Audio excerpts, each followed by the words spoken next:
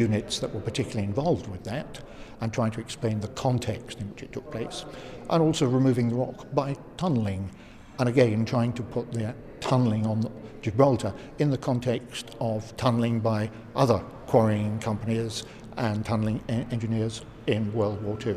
Hopefully, therefore, saying something new rather than trying to tell Gibraltarians stories that they already know in better detail than I know myself. And I imagine Gibraltar's heritage has given you plenty of content to work with.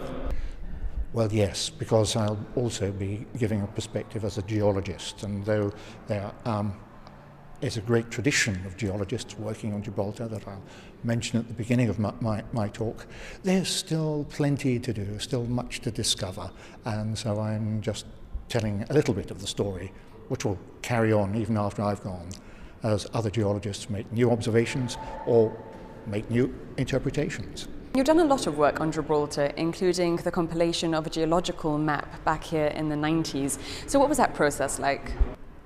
Well, that really came about because the last map that was actually published was effectively published in 1878.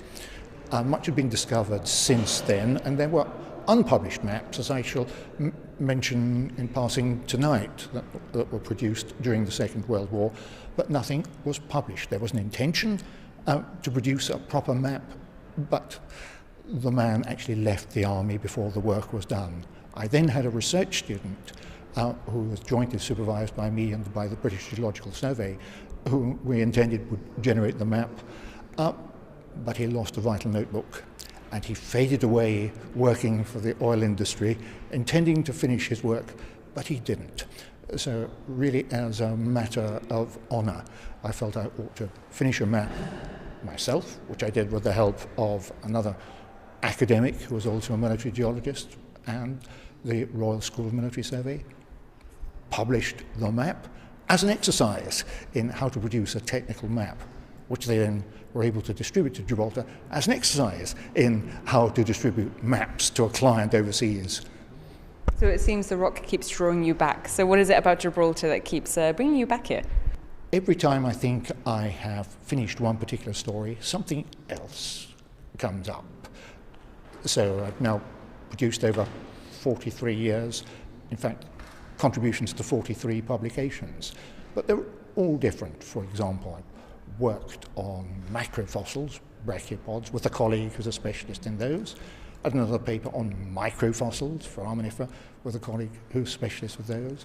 Or on hydrogeology of the rock, again with a colleague who's a specialist of those. So there's always a different aspect that if you know somebody who is interested in that particular field, you can help him focus his expertise on the rock, and together we generate something new. So we're talking about the World War II tunnels and Gibraltar's heritage, but what do you make of, for example, the new tunnel that's being built to the airport? It's a new development. In a way, I was involved in some of the initial discussions of that years ago. And it was a long time ago. So this visit, I've actually been learning a little bit more about it. But I shall be very interested to see if any of the studies that are involved in the construction of that tunnel generate new information on what actually does lie beneath the isthmus area.